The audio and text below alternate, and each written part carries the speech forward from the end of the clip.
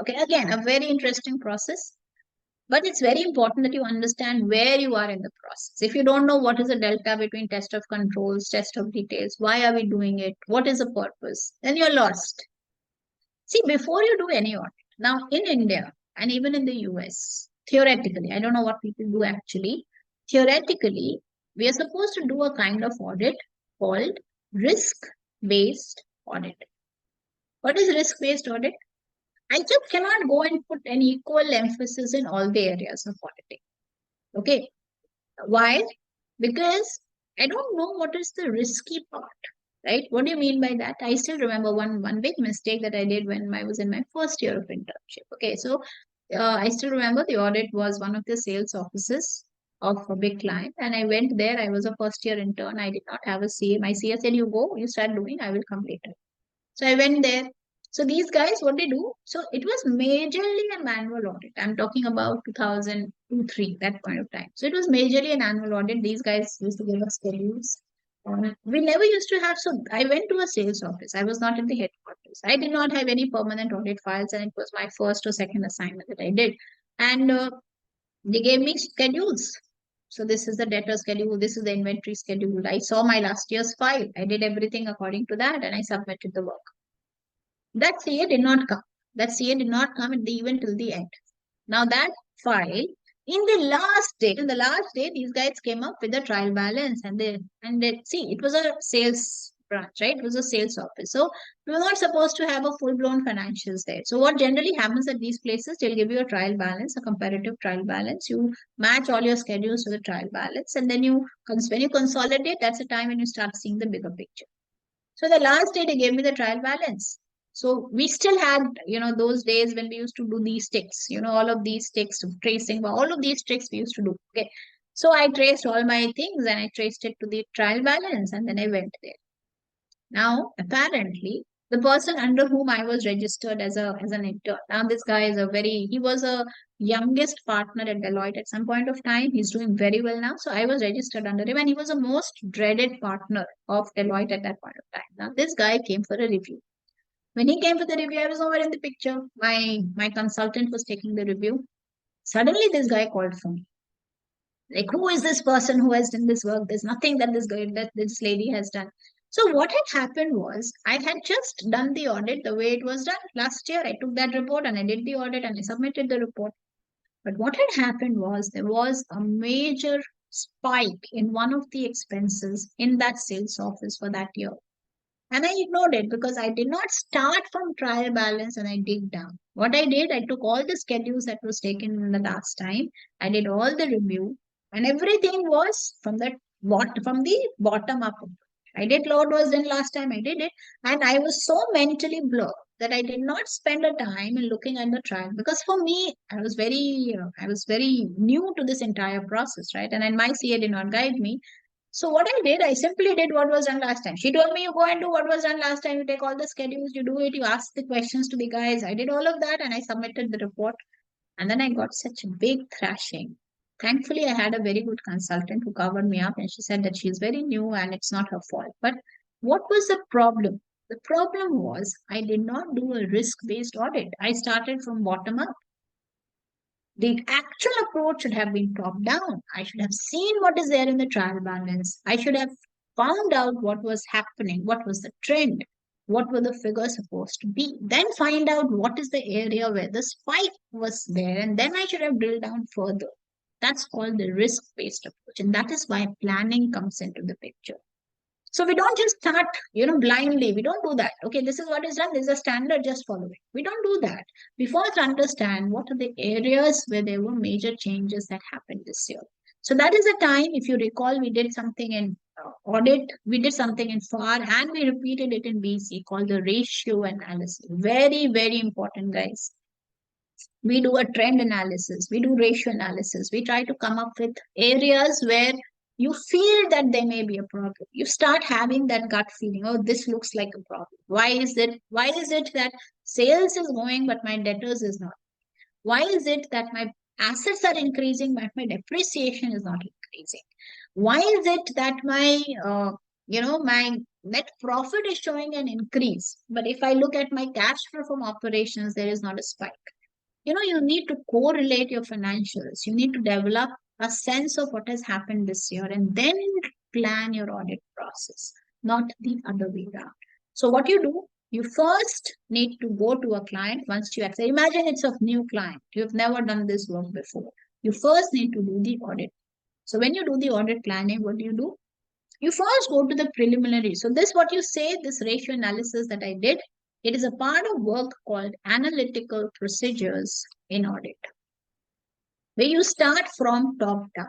You look at the financials, what were the delta, you build up trends, you build up expectations. So nowadays there are softwares which most auditors use. During our times, we were still very manual, right?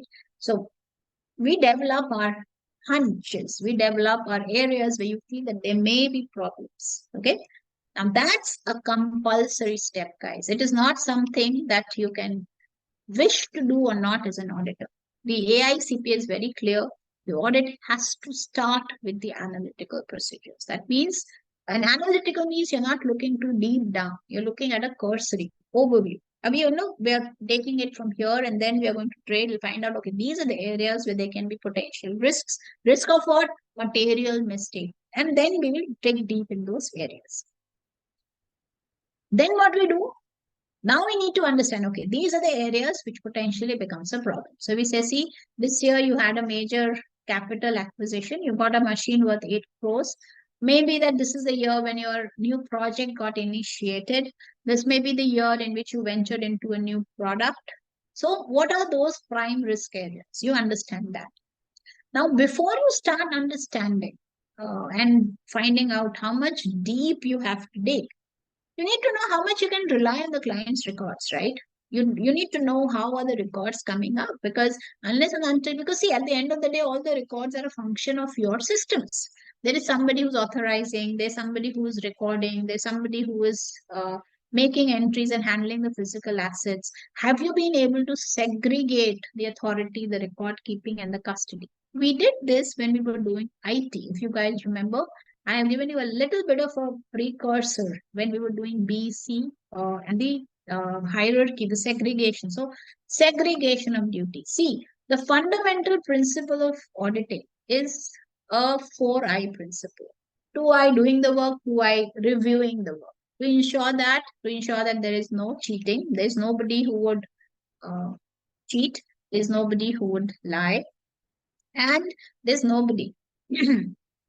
And there's nobody who would lying, no lying, no stealing, and no cheating. So when I say no stealing means the books, it's not that the asset is not there and you're showing me the asset, right? Somebody has taken away the asset and you're booking a dummy thing. No lying means you are not writing your sales and the sales are not overbooked. No cheating means you are not saying wrong things to the government, right? You're not paying incorrect taxes. You're not following wrong compliances. Your GST has to be deposited on time and all of this. Okay. So before I go and start understanding where I need to dig deep. So this is where I need to dig deep. This is how much deep I have to do the work, right? So then I need to first come up and see how strong are your internal controls. So here your coastal framework comes into the picture. How strong are your, so here remember I spoke to you about the HLL walkthrough that we did. This is that HLL walkthrough. You first go through who are the people who are doing the work, what is the system, is there any SOP, are you following that SOP?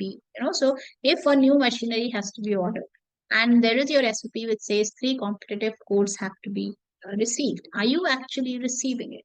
So we actually sit down, we take certain samples, we do it on a random basis. Test of controls is always on a random basis. Random basis means, now see, I'll give you an example. We used to call it compliance testing when we used to do audit. Since it was a manual process, nowadays they have softwares which will run and which will throw you which vouchers to select. So for example, let's say I'm doing a fixed asset as an account. How will I do a test of control there? I will see how many vouchers were there for the entire year. Let's say it came up as 50 vouchers. There were 50 assets that I acquired during the year. So I will have voucher numbers 1 to 50. So what will I do?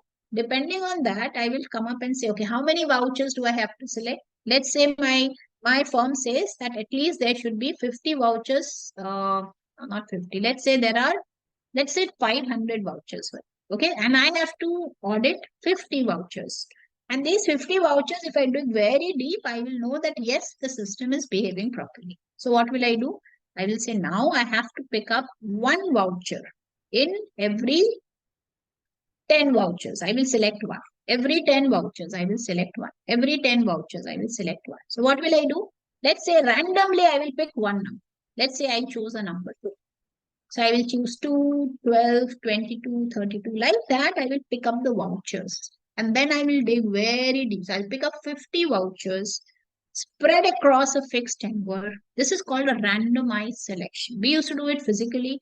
Nowadays, there is a software which will help you put up those voucher numbers and it will show you what are the voucher numbers that you will have to select. But this is what is meant by randomized tests. You don't choose whether you're taking a $50 equipment or whether you're taking a fixed asset which is $50,000. I just randomly choose the vouchers and then I go deep, match it up with the SOP. And then we used to have these detailed checklists where you have to tick up that yes, the competitive codes were achieved. Yes, the GRN happened properly. Yes, the GRN tied up with the invoice. Yes, the payment tied up with the GRN and the invoice. All of those are internal control testing. Why do we do that? We want to do a sample check to see whether the population apparently looks as if you are following the SOP. Why are we doing this? We have still not started the actual work. We are still trying to gauge how strong are your systems. We are still testing the waters. So I did an overall analysis. Then I laid down. I understood what are my risky areas. Then I will do test of controls in order to just find out how strong or how weak are your systems. Why? Because that will help me know how much reliance I can place on your records. And on that basis, I will design my work. So now comes the main work. I will now dig deep, right? So what I did for fixed assets, let's say I did 50 vouchers. And when I did those 50 vouchers, I get a more or less a good idea about whether your internal control is matching or not. Then I will start digging deep, right? So first 50 vouchers, I will just select like that. Then I will do what? Then I will spend one entire day to do just the ledger scrutiny. I will take the soft copy of the ledger from you. So basically we used to get the SAP uh, logins. And then I would drill down that fixed asset account in totality. That's called test of details. The variety, how many clients. So, that's where the professional judgment kicks in. Does something look fishy? Why is it that an asset is being purchased and being returned very frequently? I will tie up depreciation with the asset. I will tie up leases with the asset. This is the deep work that I'll be doing as an auditor. Here, if I want, I will again come up with those ratios and I will again do those relationship testing, you know.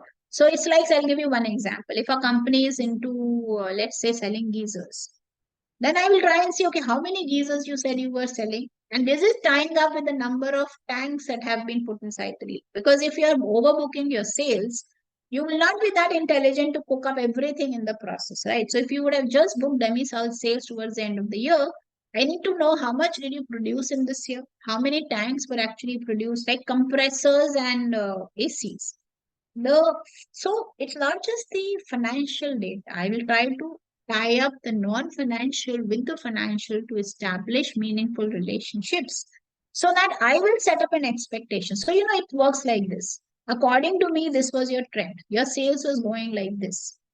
Now, according to me, I will set up some expectations. Okay, this happened this year. The COVID struck, so the sales would have gone down.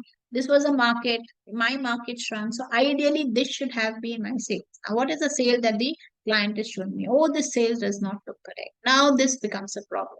So first planning, then initial analytical procedures. Then I dig down and choose a randomized test of your controls to see and gauge how much of the rote work, the deep down dirty work I will have to do. Then I do that deep down dirty work. I do a ledger scrutiny in great details, and then I will find out variety, and then I will go and further do more vouchers. We'll see that in further details. I'll see all the corroborating evidence, and then I'll form an opinion. And once I do all of that, then I make an opinion. So typically after this, there will be I will come up with sufficient appropriate audit evidence, and on the basis of that, I will issue you an audit report. Now, the first part is called the internal control review and evaluation. I'm just trying to get an idea of what is your system, how strong are your systems, can I rely on your reports? And the next part is called the substantive tests. Typically, the compliance testing and the substantive test. Now, I'm asking you certain questions. Let me see how many of you can answer. If I tell you that there has to be compliance test and there has to be substantive tests, and as an auditor, I can tell you there is an option. Option one, can I have only compliance and no substantive test? Option two, can I have only substantive and no compliance? And option three, can I have both? Which of the three options do you think is not feasible? AICPA will say, no, you cannot do this. Can you tell me any one of these? If I tell you one of these tests, AICPA has categorically told one of these combinations is not permissible. Which one will that be and why? Think and answer.